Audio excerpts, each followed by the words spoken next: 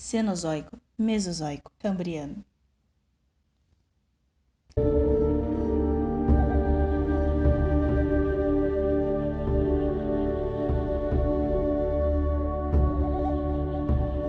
Oi, gente, tudo bem? Oi, Gui, tudo bem? Como vai? Temos um convidado especial hoje para o estudo. Guilherme Melo, tudo bem? Diga oi, Guilherme. Oi. Diga oi direito, Guilherme. Olá. Gente, seja bem-vindo a mais um estudo. Esse é o estudo 10 do estudo O Mistério dos Livros, de 13 a 15 anos. E nós vamos falar sobre dinossauros?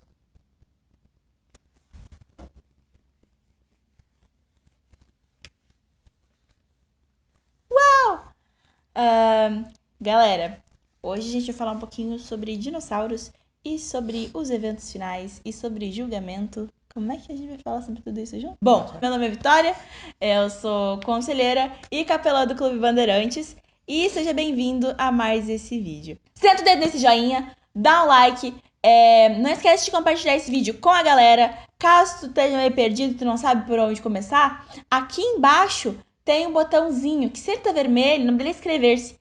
Tá errado, porque tu tem que se inscrever e compartilhar com mais pessoas para que esse conhecimento ele possa chegar a mais gente e assim o YouTube ele vai entender que esse vídeo ele é relevante e vai entregar para mais pessoas. Eu estou com a pata quebrada, por isso eu não vou gesticular tanto quanto o normal, porque eu estou parecendo inclusive esse dinossaurinho. Oremos então. Paizinho querido, muito obrigado pelas bênçãos que o Senhor nos dá. Obrigado porque mais um dia nós temos vida, mais um dia nós temos oportunidades de te buscar, de entender quem o Senhor é e de aprender mais de ti. Te pedimos que o teu Santo Espírito molde o nosso coração conforme a tua boa vontade, conforme o teu amor por nós, conforme o que o Senhor quer para nós, para nossa vida, para nossa história e para o nosso futuro. Nos dá a tua paz e faça com que a gente compreenda mais sobre ti. Hoje e sempre é o que nós pedimos em nome de Jesus. Amém. Beleza, vamos lá. Galera de pioneiros, olha só. Sobre fósseis e dilúvio. Lá na parte 3. Na parte 7, no requisito 1, lá pro final do cartão, tem um requisito sobre entender como o dilúvio formou os fósseis. Então, te liga nesse vídeo, vai lá e já completa, aí tu passa pro teu conselheiro esse videozinho, aliás, essa atividade já feita, e tem mais um requisito feito aí, beleza? Vamos lá. Galera, muita gente acha que o dilúvio ele foi uma chuvinha de 40 dias. Não. Até porque nem chuva tinha na época. Não tinha? Não chovia. É? Sabe essa neblina que a gente tem? A gente tá no inverno, né? Por incrível que pareça, a gente tá no inverno. Alô, aquecimento global! Sabe essa neblina que a gente tem de manhã? Aquelas neblinas que tu sai na rua e tu volta com o cabelo molhado? Era isso. Não existia chuva naquela época. Era só uma neblina bem densa. Que depois passava. Então, quando Noé disse, gente, vai chover, eles ficaram tipo, tá, vai cair água do céu. Nunca aconteceu isso, não vai acontecer. Aconteceu, olha só que loucura. Só que não foi só chuva. Já ouviu falar de um geyser? Já. Um geyser. Vocês sabem o que é um geyser? Geyser é tipo uma mangueira de bombeiro de um calibre muito grande que brota do chão de água, entende? Então, ocorreram muitas coisas. Tsunamis, terremotos continentais. Detalhe, a gente nem falou dos mares, que isso também abalou extremamente os mares. Então, foi água para tudo que é lado. Caos total. Muito caos. Abalos sísmicos, problemas vulcânicos, tudo isso junto.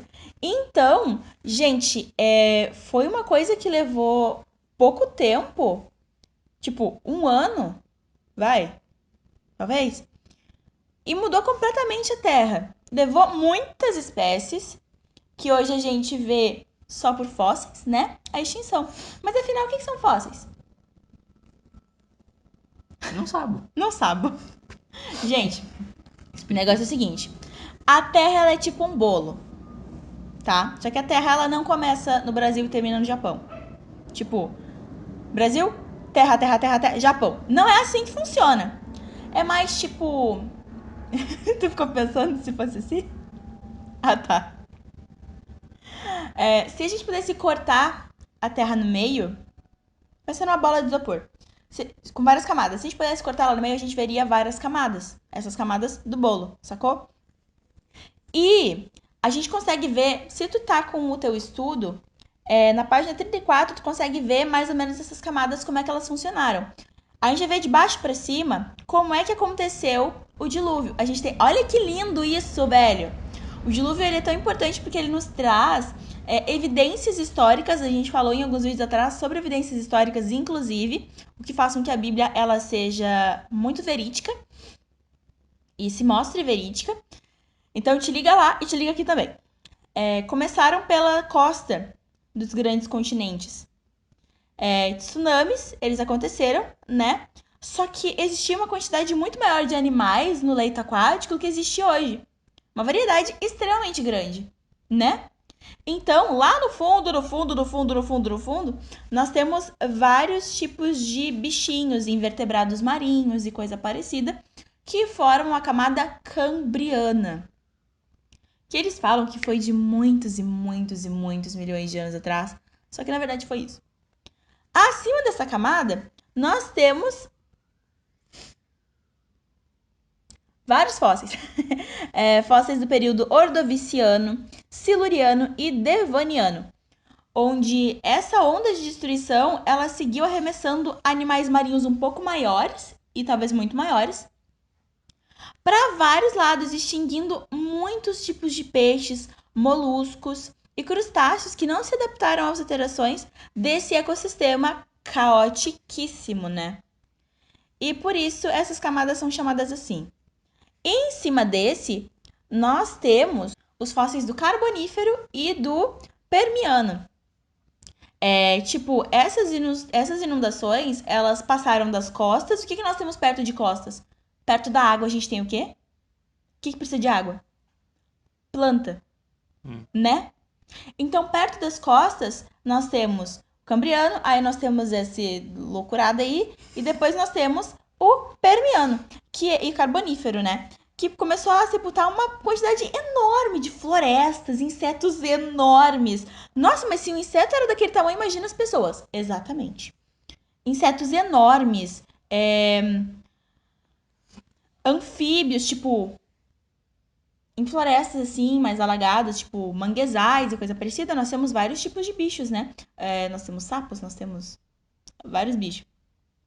E esses também foram soterrados, né? Criando uma camada mais acima, que é chamada de carbonífera, e na parte mais árida, que é a dos insetos e coisa parecida, enormes, é chamada de permiana. Acima disso, nós temos uma das partes mais conhecidas, que é o Mesozoico e depois o Cenozoico, né? Onde no Mesozoico nós temos uma região mais interna, tipo, nível do mar, mais alto, colina, montanha. Por quê? Porque os animais eles vão fugindo para onde é mais alto, para se livrarem da água, né? Quando alaga, tu vai fazer o quê? Tu vai subir, não é? Até não dá mais. E é isso que eles fizeram. Então, os animais que tinham condições de subir, eles subiram. Só que em um momento não tinha mais pra onde subir.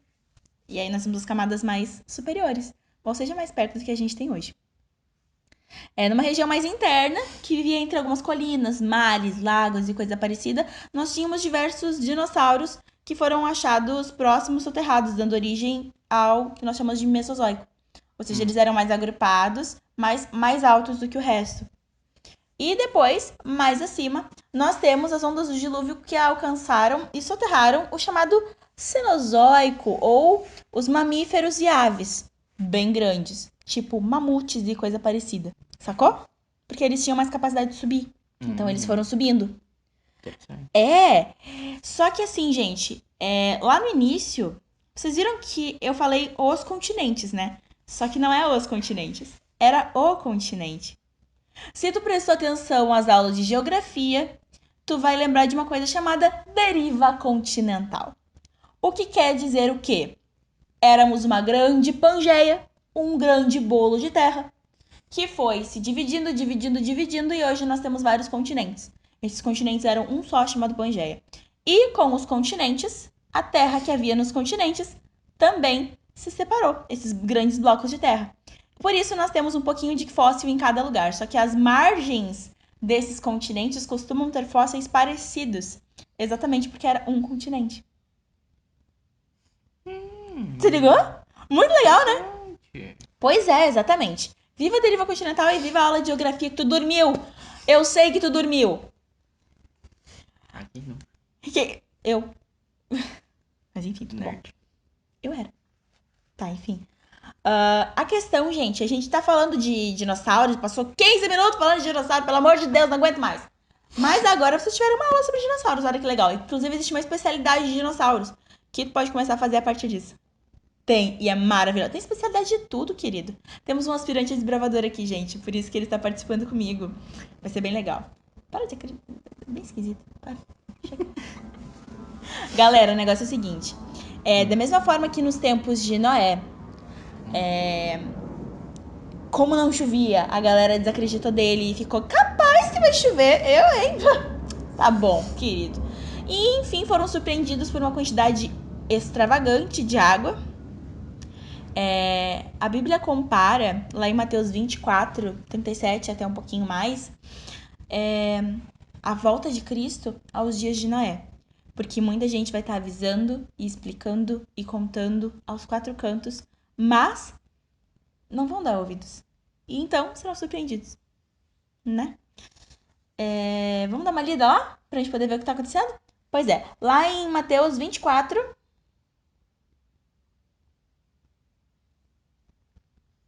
37 a 42.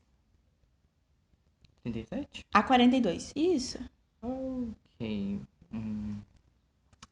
E como foi nos dias de Noé, assim será também na vinda do Filho do Homem. Porquanto assim como nos dias anteriores ao dilúvio, comiam, bebiam, casavam e davam-se em casamento até o dia em que Noé entrou na arca. E não o perceberam, até que veio o dilúvio e os levou a todos. Assim será também a vinda do Filho do Homem. Então, estando dois no campo, será levado um e deixado o outro. Estando duas moendo no moinho, será levada uma e deixada a outra. Vigiai, pois, porque não sabeis a hora que há de vir o vosso Senhor. É isso aí. É exatamente sobre isso. Pesado, né? Pesado, mas é real, gente. Lá para Apocalipse 20, a gente vai ter enumerado de 1 a 8 ali várias sequências, né? Isso tudo vocês têm que colocar uma sequência correta. Galera excursionista, se liga que esse requisito é pra vocês, tá bom? Cumprindo isso, vocês vão estar cumprindo a parte 2, o tópico 2 ali, a atividade 4 de excursionista. Então, vambora? Apocalipse 20, pode ler pra gente? Todo? Vai lendo. Gente, olha só, tivemos um pequeno problema. E nós sabemos que a iluminação mudou, nós sabemos que a qualidade mudou, nós sabemos que bastante coisa mudou. Então, só isso. Vamos prosseguir. Vamos voltar de onde a gente estava. Por favor, prossiga. Então vi descer do céu um anjo. Tinha na mão a chave do abismo e uma grande corrente. Ele segurou o dragão, a antiga serpente, que é o diabo, Satanás, e o prendeu por 1000 anos. Lançou-o no abismo, fechou-o e pôs selo sobre ele, para que não mais enganasse as nações até se completarem os 1000 anos. Depois disso, é necessário que ele seja solto por pouco tempo. Vi também tronos, e nestes sentaram-se aqueles aos quais foi dada a autoridade de julgar. Vi ainda as almas dos decapitados por causa do testemunho de Jesus, bem como por causa da palavra de Deus, tantos quantos não adoraram a besta, nem tampouco a sua imagem, e não receberam a marca na fronte e na mão, e viveram e reinaram com Cristo durante 1000 anos. Os restantes dos mortos não reviveram até que se completassem os 1000 anos. Esta é a primeira ressurreição. Bem-aventurado e santo é aquele que tem parte da primeira ressurreição. Sobre esse, a segunda morte não tem autoridade. Pelo contrário, serão sacerdotes de Deus e de Cristo, e reinarão com ele os 1000 anos.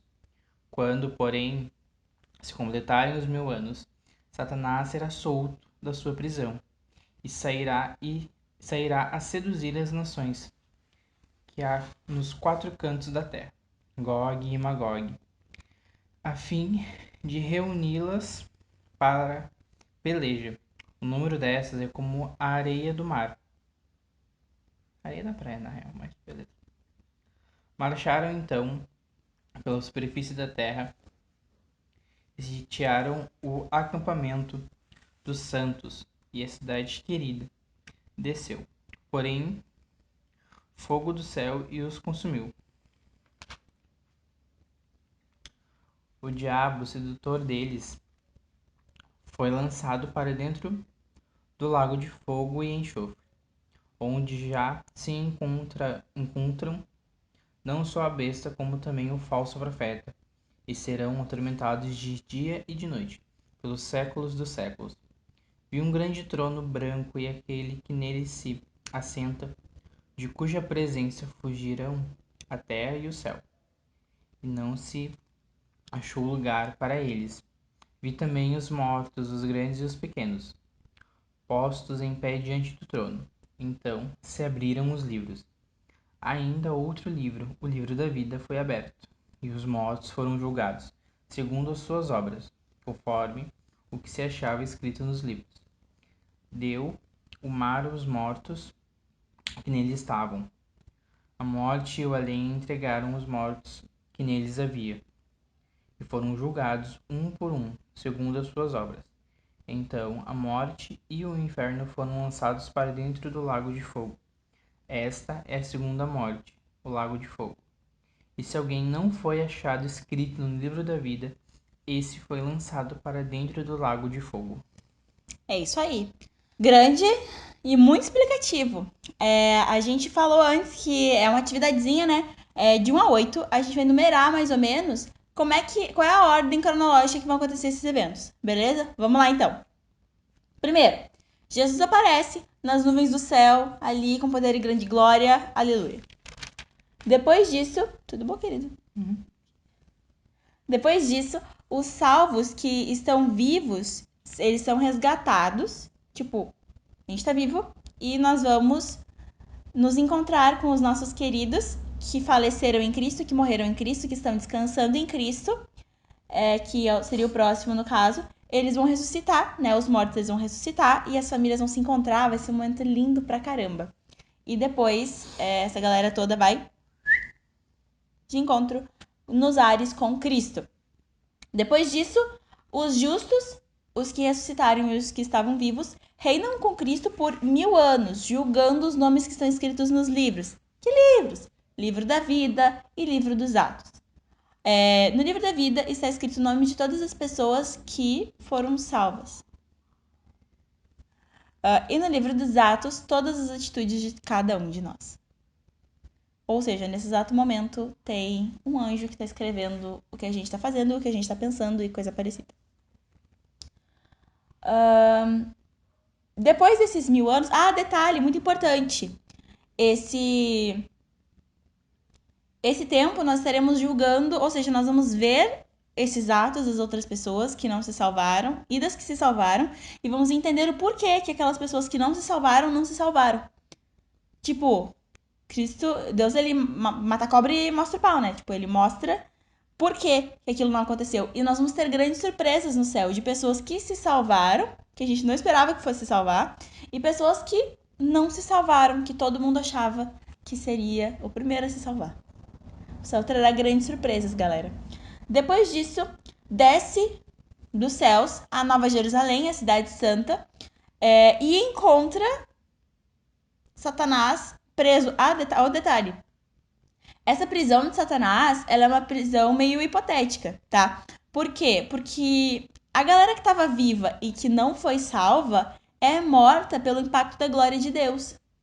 Tanto que lá no Apocalipse tem um verso que fala que as pessoas que não foram salvas, elas vão gritar para que as pedras caiam sobre elas, que os montes sufoquem elas, porque elas não podem aguentar a glória de Deus. Elas morrem com o impacto da glória de Deus. Porque, né, nós somos pecadores e tudo mais. E então, a Terra tá com todo mundo morto. E só Satanás, sozinho, preso na Terra, sem poder sair da Terra.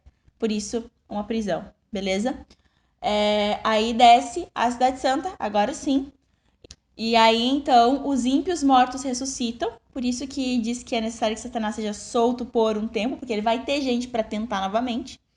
Ele vai ser solto por um tempo. Ele vai tentar juntar gente da galera que já tá perdida pra atacar a Cidade Santa. Tipo, o Morro do Dendê é ruim de invadir. A Cidade Santa é ruim de invadir, meus amigos. É isso, é ousadia pra caramba que ele teve. Que ele vai ter, no caso.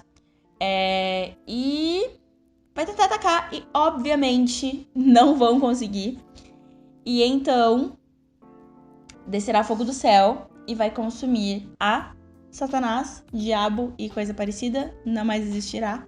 E então será feito o julgamento em si. E logo depois disso, os perdidos também serão mortos para sempre.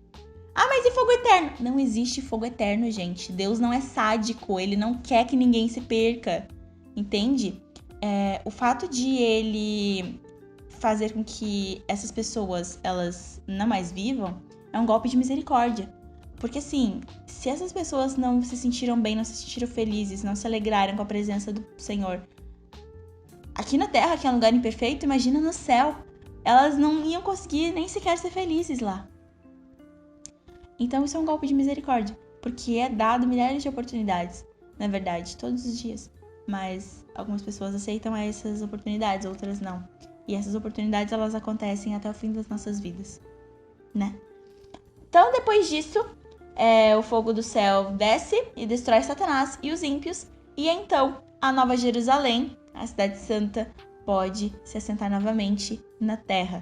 E então, o mundo será um lugar de paz, morada de Deus e dos salvos, para sempre. Cara, isso é muito lindo, velho. Muito, muito, muito, muito, muito lindo. Detalhe, a galera ímpia, ela, nesse tempo, tava dormindo, né? Lembrando que quando as pessoas morrem, elas não vão pro céu ou pro inferno. A morte é como um sono. Em outros lugares da Bíblia, a gente pode ver isso com mais tranquilidade e com mais firmeza também. A morte ela é comparada a um sono. Porque as pessoas, elas não estão conscientes, elas não sabem sobre nada que acontece em lugar nenhum e elas não sentem nada também durante a morte. Galera, é isso. A trancos e barrancos chegamos ao final. E, gente, entendendo um pouco mais de o que vai acontecer e como vai acontecer, é necessário que a gente entenda e confie nos julgamentos de Deus. Entenda que um dia ele vai livrar a terra de toda maldade, de toda opressão, de todo mal que existe. E tudo vai dar certo, no fim. E todos os dias a gente tem essa escolha de confiar nele ou não. Então, que nós escolhemos hoje, peçamos perdão pelos nossos pecados e que a gente queira estar ao lado de Cristo. E é isso. Vamos orar? Vamos orar? Vamos orar, vamos orar.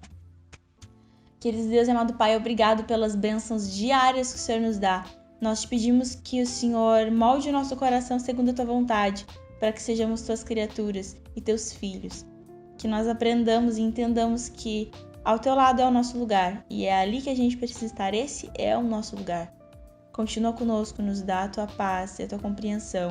E por favor, não desiste da gente, Senhor. A gente sabe que é difícil, mas não desiste da gente. Em nome de Jesus, amém. Isso aí, galera. Obrigada. Um beijão. Falou!